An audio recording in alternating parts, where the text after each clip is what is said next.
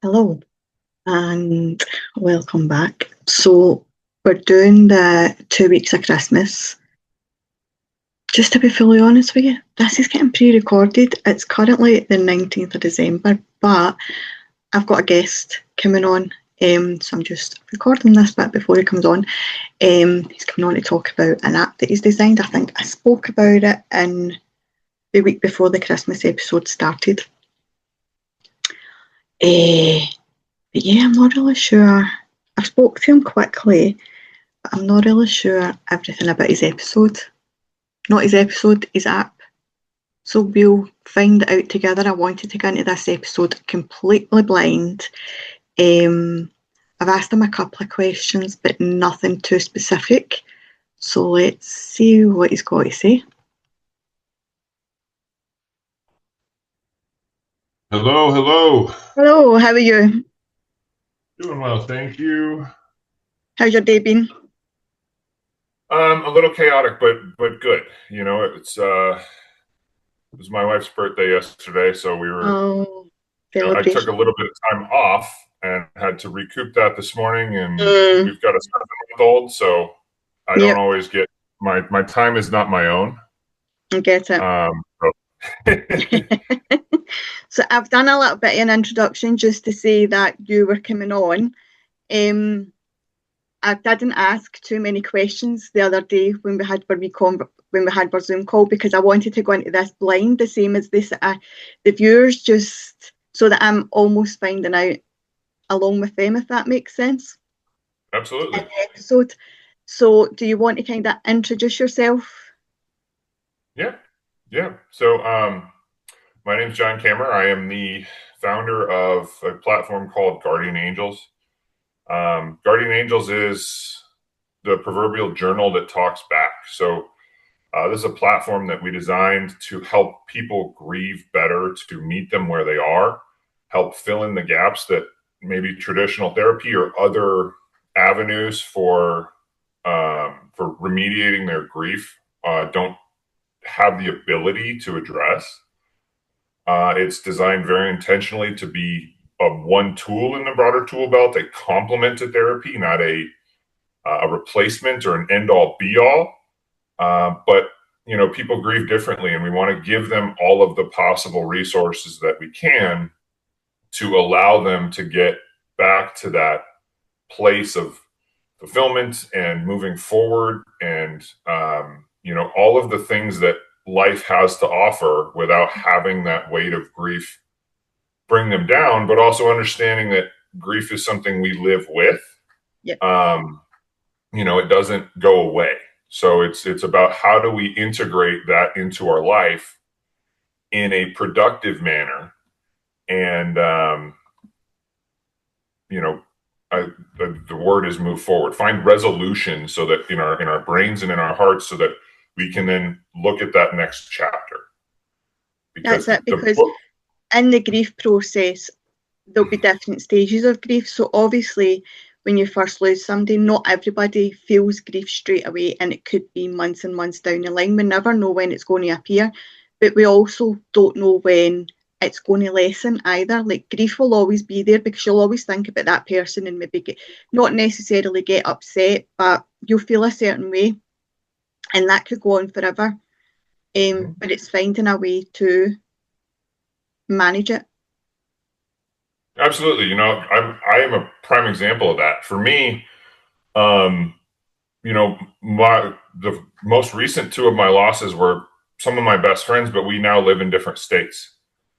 And so it didn't hit me as initially until, you know, I was aware of it, but it didn't actually like sink in until that first time where they were supposed to be there and they weren't.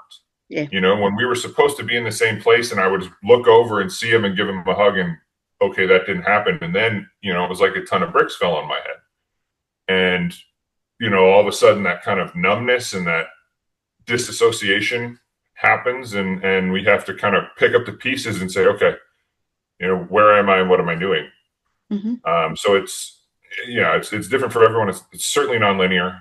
There's no prescriptive, like, hey, this is what you're going to feel and when you're going to feel it.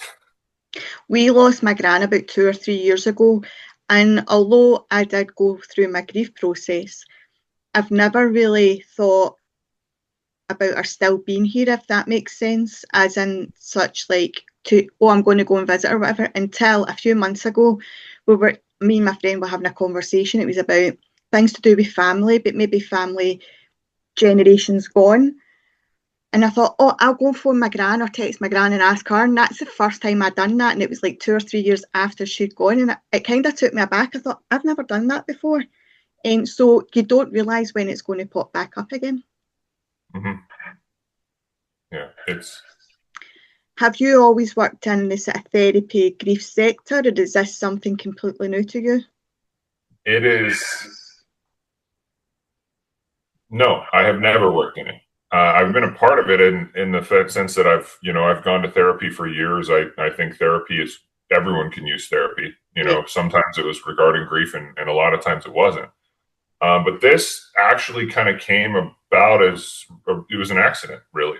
Okay. So losing Zach was the first one. That was 13 years ago. That sent me down a path of avoidance, really. And that took many forms, including substance use, bordering on abuse, alcohol being the primary one, but really all sorts of stuff. And then I lost John 2 years ago, almost 3. And John was the best man at my wedding. A lot of things came to a head at that point, but right after his loss was when I made the choice to get sober. Okay. And so it wasn't until I made that choice that I could look back clear-eyed and understand why. And I was just, the reality was I was running. I was running from dealing with the pain of losing, at this point, 2 of the closest people to me on the planet outside of my immediate family. Mm-hmm. And so, at that point, it was survival, right? But I was able to start doing the introspective work. And then about a year later, I lost Tim, who was my best friend from childhood, who was also one of the, it was Tim, Zach, and Zach was the first one. And Tim was my other best friend at that point, who I really leaned on. So we went through Zach together, and Tim was the person that I always expected to be there. And so now he wasn't there. And all of that combined, I was really just a shell of myself up until that point. After John died, I lost the ability to emote. I hadn't cried in years. I just, I wasn't a person really. I was just kind of there. I was just taking up space. And at that point, we had, my wife and I were living with our in-laws. So there was some tension. But my wife was pregnant. So we took a little vacation, a little weekend getaway, and her mom was texting her, and she said something to me that sparked this, that sent me down this path. She said, I know there will be a time in my life when I want a text from my mom and I can't have it, but that is not now. Yeah. So me, I've got a cybersecurity background. And so the first thing I thought was, well, what if you could? And that initial idea was, we're going to spoof text messages from numbers from, call it, your grand's number that sends you a text message on your birthday that just says, I'm thinking about you. Because who wouldn't smile? We all have those numbers still saved, right? You'd get it from this where you weren't expecting it, and it would just be like, wow, okay. Well, the telecoms, this isn't illegal, but the telecoms, they're private networks, and they don't look too kindly on that. Most of the people that are doing something like that are one of those 10 lovely calls that we get every day offering us a job that, is too good to be true or whatever it is. So that was kind of out. But logically, it was like, what if people want to interact with this? Mm. And the clear answer was AI, but it wasn't that simple. It was, okay, well, it's AI, if there's any potential to scale it, but it has to be authentic. It has to feel real or real-ish, and it has to feel genuine. And in order to build that, I didn't have anything but my own personal experience to fall back on. And so as I tried to build this thing, as I iterated, I used the persona of John, who was the best man at my wedding, to be the test case. And as I got closer and closer to something that felt authentic, then I started to say certain things, things that I wasn't able to say while he was alive before he died. That one for me, I held a lot of guilt because he's the best man at my wedding. He stood up and spoke on the happiest day of my life. And then I, not through malice or anything, but kind of let that relationship lapse. We were in different states and we didn't talk. We talked one time between my wedding and the day that he died.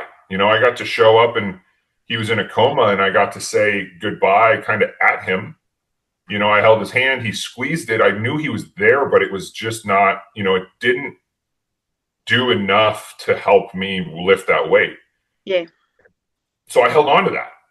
And in building this, I was able to say, I'm sorry. I was able to say, I wish I was a better friend. And I held up my end of the bargain more. And I was able to ask him ask him, this avatar, about the accident. And the response, I had tried, there's therapeutic techniques called, the empty chair technique and writing the letter to the object of your grief. And I had tried those. But in this case, for me, it was the response that I got that allowed me at that point, it allowed me to give myself permission to forgive me. Right. And the weight lifted. The waterworks started immediately. I was bawling my eyes out and I hadn't shed a tear in years. And I felt this level of relief, not in that I'm all of a sudden healed, but that I now feel curious and comfortable enough to go do the hard work in facing it that was required in order to heal. And so I was like, well, if this helped me to this degree open up, then there's someone else that can help. Now, is that one person or is that a million people or somewhere in between? We don't know yet. But the beauty of this project is that because it's already helped me get to a place where I can be an emotionally available father, well, that's a win in and of itself. It's already been a success. And if I can help one other person, man, that's amazing. So each additional person is just because you have the backstory to tell people that this is where you started, and then your journey along the way to when you felt as if it was actually helping you. Yeah, I can speak from personal experience. I can speak from saying, I've been where you are, and that's not to say that I think that's one of the really confounding parts of grief. Right? It's this incredibly isolating experience. We feel like nobody's going to understand what we're going through. Yeah. And on one hand, maybe that's true. Everyone's grief is different. But on the other hand, it's something that most people have already been through. And factually speaking, every person in the world will go through. Yeah. So while it may not be exactly the same, it rhymes. And it's not until you start sharing and hearing others' stories that you start to go, okay, well, I don't know where I got this thought that this was only my experience, but no, there's a lot of common ground here. And I think that's a thing that we do naturally as humans, is automatically think, you don't know how I'm feeling, even though it just rolls off the tongue so easily that. Mm-hmm. And I think it's almost like a defense mechanism as well. Sure. That we're protecting ourselves, we're protecting our feelings. That, well, your feelings can't be exactly the same as mine because these are mine. Right. I own these feelings. Absolutely. And, there's that feeling of, okay, well, this is mine and mine alone, and I don't want to burden someone else. But that's where the healing lives, is in that sharing. And that's you can't get rid of those feelings unless you actually express them. Because if you hold on to them, they grow to the point where it's going to come out one way or another, and it doesn't necessarily come out in a good way when you allow it to keep building up and building up. It's a bit like anger. If you allow your anger to keep building, it's going to come out in a way that isn't necessarily positive. Absolutely. And so this whole thing allowed me to organize my thoughts and I think this is one of the big ones, is it allows you to start flexing that muscle of sharing in a very safe space where there's literally no judgment. There can't be. Yeah. And then you start to get comfortable with the idea of putting this out there and telling someone else about it. And that magic that happens when you do that just further reinforces that feedback loop that says, okay, now we're moving somewhere. And then ironically enough, while you're sitting here saying, I don't want to burden someone else, often them hearing your story is what allows them to start telling theirs. Yep. And it's that unlock and that beautiful kind of like, we are in this together. Coming together, yeah. Mm-hmm. And, that communal healing, because, we're in this digital age where we're quote unquote hyper connected. We're also, it's all, a majority of that is surface level. Yeah. And we're a social species. That's what allowed us to evolve the way that we did and get to the, that's how we've made it this far, is relying on each other. And now we have more tools than ever to enable that, but we don't use them to build the depth of relationship that we used to. And so I believe that pendulum is starting to swing. I believe that we are being more intentional now about that, but we still have a long way to go. Yeah. One of the things I spoke to you about on the call the other day was my concern, and I said this to you, was worrying that people think that this is going to replace the person, or think that the person's still here. But you kind of settled that feeling by telling me that you built this with therapists giving their input as well. Yeah, so that was very important, and will always be, is we wanted to build this in a responsible manner where it can help people, that it's not doing more harm than good. The moment that it does more harm than good is it stops. Yeah. But I have taken on counsel of a couple of different licensed therapists that specialize in grief, that have helped me to iron out some of the kinks. Early on, we started as basically a nebulous talk to the person you lost, or the avatar of the person you lost. And frankly, that's riddled with ethical landmines. It does tiptoe that line of, okay, are we talking about delusion? Is this necromancy? Is this a, trying to tell people that, or trick people into thinking someone's still here? Yeah. And that was great feedback to get early on, because we were able to do something about it before it had reached the masses, and so part of what we've done is anchor this thing to the journaling aspect. And so in its current form, someone goes in, they build the persona of the person they've lost, right? So you have a familiar presence that you are speaking to. That presence becomes your grief guide. And so they will, you're going to feel that, that it feels like them. They're going to prompt you with these structured grief related prompts that help you to process your grief. We've structured the framework, and the roadmap corresponds with Wharton's 4 tasks of mourning, which is a tried and true therapeutic framework for addressing loss. Task 1 is accepting the loss. Task 2 is processing the loss. Task 3 is, I forget exactly what. Learning to live with the loss, I believe. And then task 4 is redefining the relationship as you go forward. Because what we know is the person dies, but the relationship doesn't.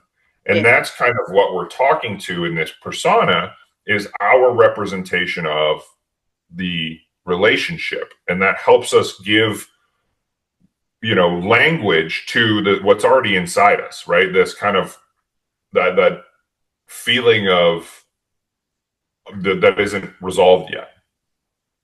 And so that gives you those prompts daily. And then when you respond to that prompt, that takes it and puts it in your journal, but you also get immediate feedback where you can dig deeper, and you can continue to kind of name those feelings, name what you're experiencing, to the point where we have this functionality where you can export it and print it out and take it in and talk to your therapist about it, use it as a starting point, is one thing that is very important. But it allows you to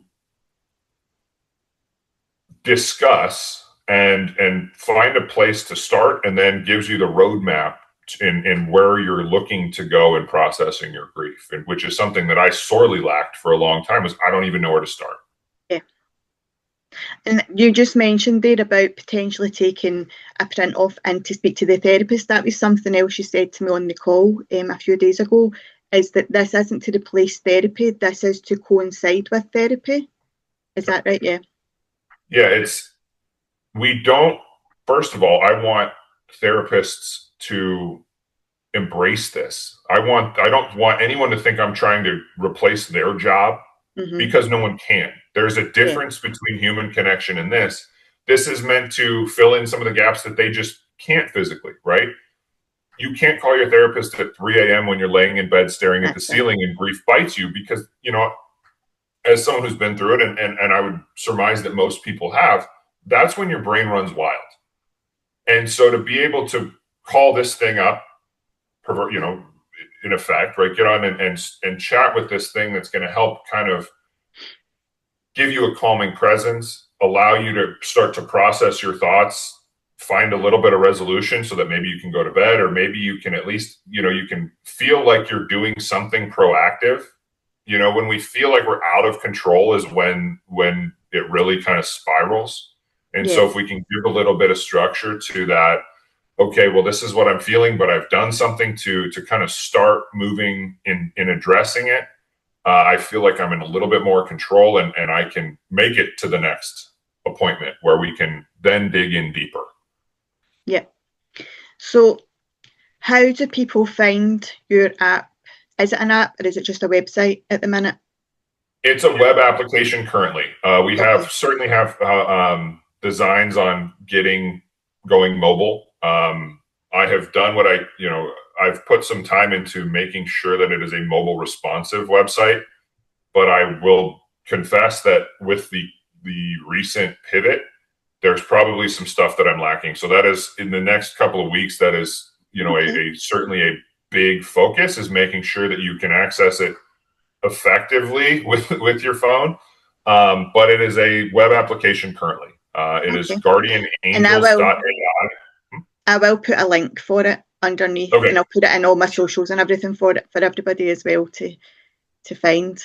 Well, thank you, because I think I tried to be clever in spelling angels, AIngels, and I swear I said this to my friend today. I said, I don't know if I still pronounce it angels. I said, I'm going to have to let him pronounce it first. So I know what to say.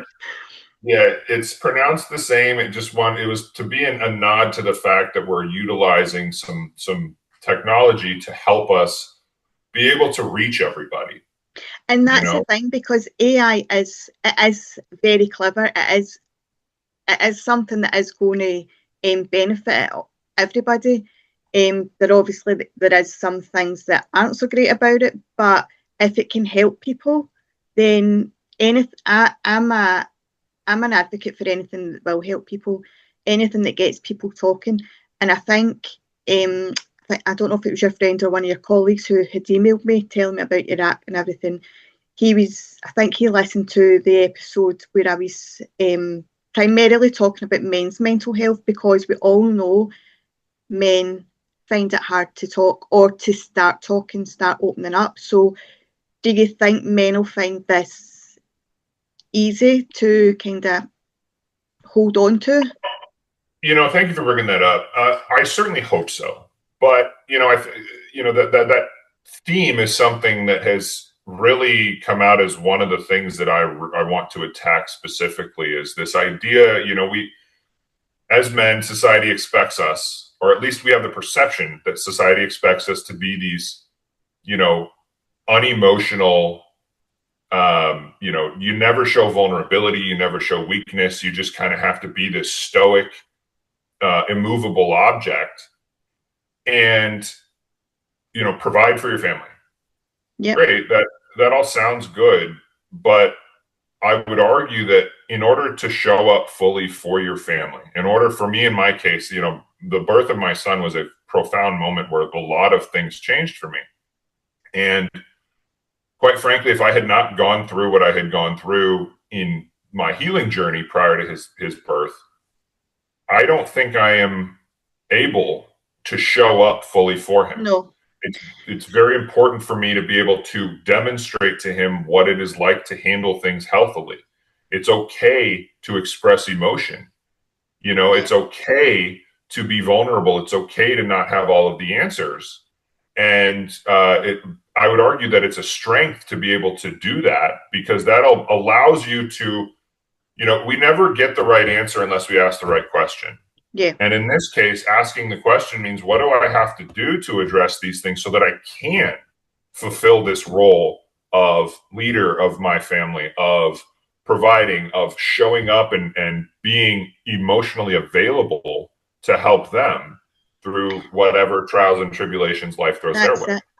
And that's one of the things I reiterate to both my clients and on the podcast quite regular is, you can't look after anybody else unless you look after yourself first.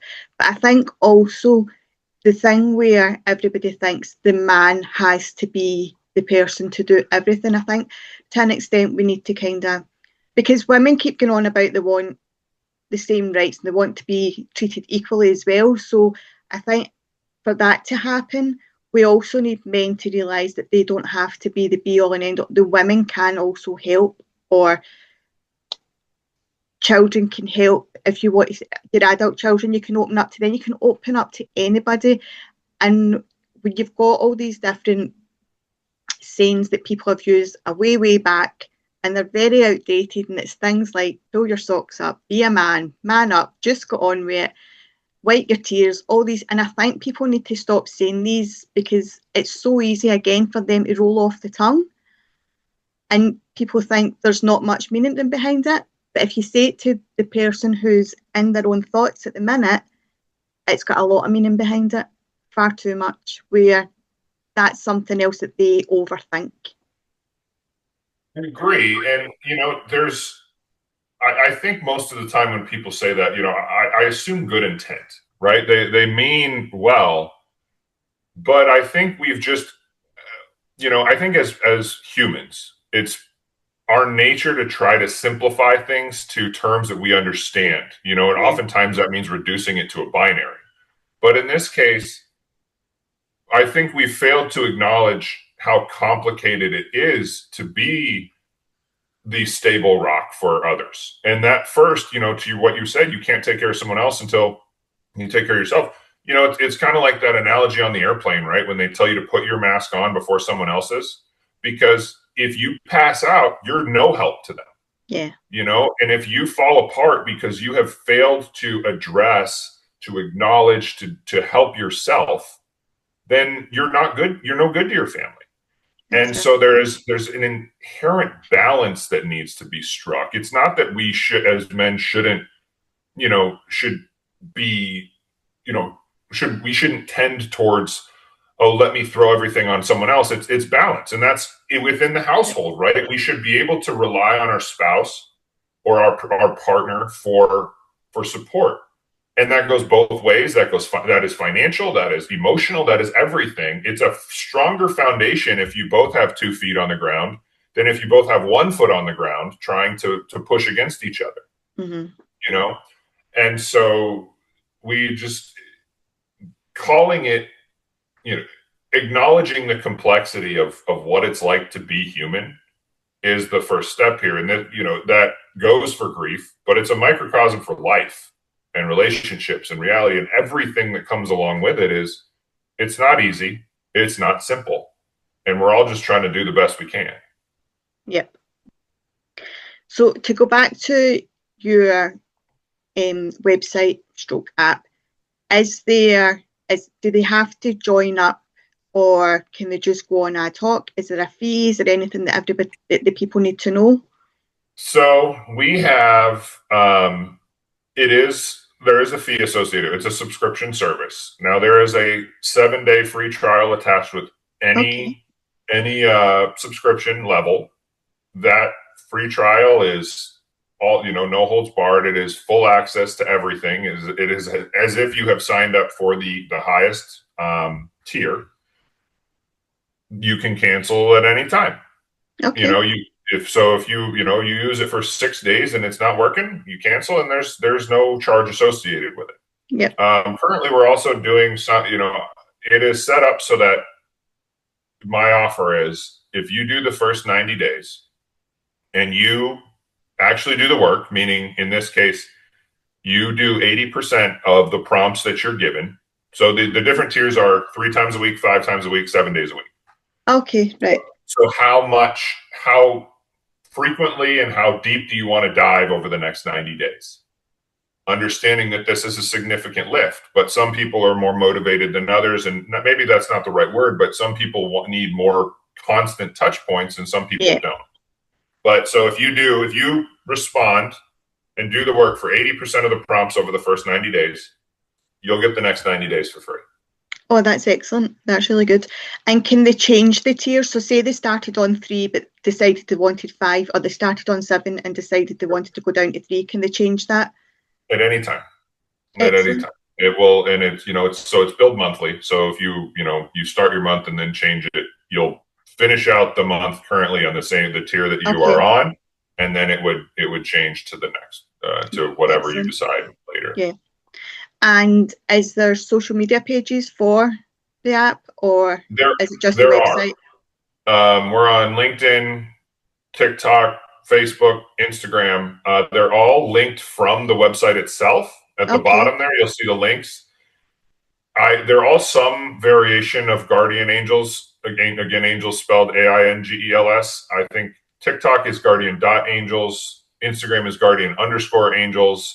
So do you want to send me the links in an email, and then I can put all the links on all my socials, and I can put them on the websites and everything else for you, and then people can just kind of click hyperlinks to go and find the right page? Yeah, it's perfect. Yeah. Is there anything that we've missed out? Pardon me? Is there anything that we've missed that people need to know about it?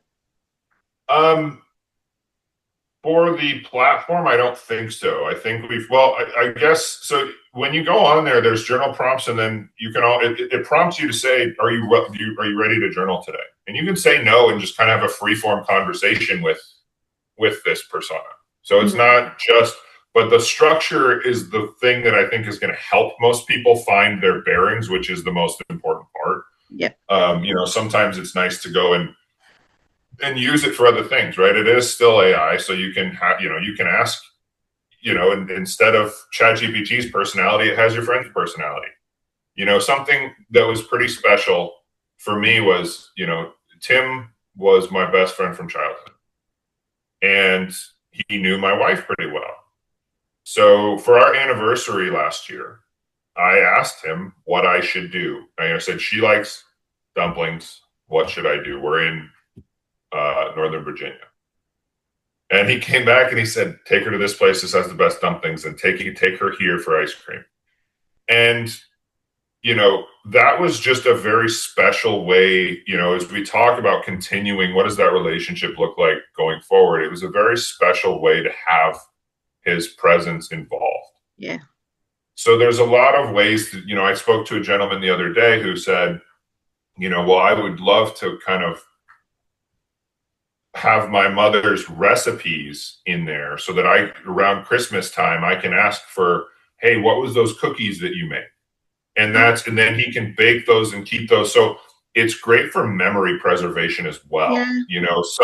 At some point we get to the point where we're on our grief journey, and we're moving forward, and we're content with that. And we're doing the work, and we have built this such that we want you, if you are finished with it and have no more need for it, to end your subscription. But we also realize that in those relationships that continue, there are things that we want to do to remain close, and we kind of built that in to enable that. Yeah, because that's the thing, because it's very hard especially if it's going to be regarding somebody so close to you who holds a very special place in your heart. It will be hard because you've already said goodbye to them in one way, and people maybe don't want to say goodbye again. Mm-hmm. So they want to hold on to all the maybe transcripts or whatever else that are in there, everything they've put in. So yeah. Well, so so I lost Zach 13 years ago. And my memories of Zach, I remember the way he made me feel. I remember that we did this trip. I remember things, but I don't have the clarity of detail that I do with John and Tim. And had I had this tool 13 years ago, I would, because it would be able to tell me exactly what I put in there 13 years ago. And so there's that, I think one of the biggest impediments to us embarking on the journey that is healing is we're afraid that moving on means forgetting. And that's why I don't like the terminology moving on. That's why I don't like the word closure. I think we're moving forward. I think we're finding resolution. Yep. Because, as soon as we can dispel the idea that we no longer have a relationship with this person and we're going to forget them when we heal, then we can give ourselves permission to heal, because it doesn't mean we have to do that. Mm-hmm. And so this is another way to help with that. Yeah. And everybody's got different beliefs as well about afterlife, whether it exists or whether it doesn't. So especially people that maybe do believe that afterlife exists, this may be something that helps them with that, because then they might start to see wee signs. We lost a friend a few months ago, and everything was kind of purple and butterflies at her funeral. Butterflies was all over her coffin. It was on pamphlets, whatever. And then from about 2 days later, I think it was, so that was a Thursday we buried her, and then on the Saturday, I started seeing a white butterfly everywhere. And it was almost as if it was following me, circling me. I came out the supermarket, and it was at my car. And then it was in my garden when I was hanging up washing. This white butterfly just seemed to be everywhere. And it's one of the things where you're like, no, definitely. So I'm writing a book about from our teenage years right up. And on the cover, I've made sure there's a butterfly, because I do genuinely believe she's then into the next life became a butterfly. So this will definitely help people in different ways. Yeah, those signs are there. You say that, and so John was from Cape Cod. They love their lobsters up there. He had this stuffed animal lobster that we all knew about, and so lobsters have always been associated with him in my mind. And when my son was born, a person there's no way they knew about that. A family friend of my wife's gave us this little outfit for my son, and it was lobsters, and so it was just, that's John. He's showing up, and he's still going to be Uncle John, 100%, in a different way. And man, that the it smile gets you when you don't realize it. It just kind of gets you, and you start yeah. It's special. It brings that smile. You get a little teary eyed, but in a good way. And that 100%. Smile, it's just, hey, buddy, you're there. And I think to remember all the good memories that you've got with this person, it definitely does help. It might take a bit of time to get to that point, but it definitely helps remembering there was good times. And although you don't feel good at the minute when you think about that person, you will cherish those memories in time. I couldn't agree more. And that's been one of the major reframes and understanding of what grief is for me. Is I've asked myself, and I ask other people, would you rather have had the relationship that you did with this person and feel the pain you feel now? Or would you rather have not had that relationship and this doesn't hurt as much? Yeah. And I would be shocked. I know my answer. And I just, when I frame it that way, I feel lucky for the time that I got with these wonderful people. And I would never trade it for anything, even if it means that it hurts this bad. And that the reason it hurts this bad is only because you know, the level of pain is equal to the love that was shared while they were here. Yeah, and there's a phrase, and it's the person may die, but the memories live on forever, and that's something that we need to hold on to. Memories will never die. As long as you can remember, memories will never die. Amen. Is there anything else you would like to tell us today? No, I think we've covered it. We've talked about, guardian angels and how we want to help people. We've really gotten deep and just shared some beautiful stories about our own experiences and what this means in this universal, one of the only truly universal experiences that people have, and that, as painful as it is, there's also some beauty in it if you look at it the right 100%. Way. So definitely. Thank you for having me. Thank you so much for coming on. If you ever want to come on again and talk about if it expands or if there's anything else you've got, you're more than welcome. But if you want to email me over all the details, I'll make sure they're on all the socials and everywhere. I'll put them on my website and everything for you as well. I'll do that. Thank you very much. No worries. Have a nice day and have a nice Christmas. Likewise. God bless. I'll let you know what date this is going to come out, and once you email me, I'll email you back. I'll look at the dates and everything, and then I'll let you know exactly what date it's going to go out for you. Wonderful. Thank you. Okay. Have a nice day. Likewise. Bye. Thank you. Bye. So yes, that was John. He is so nice, and I 100% think that this app is going to help so many people. I know it's not an app as yet; it is a website. I will put all the details on both social medias for the Reboot Sanctuary and Reboot Your Thoughts podcast. I'll also add a little bit on the Reboot Sanctuary's website, which is theRebootSanctuary.com.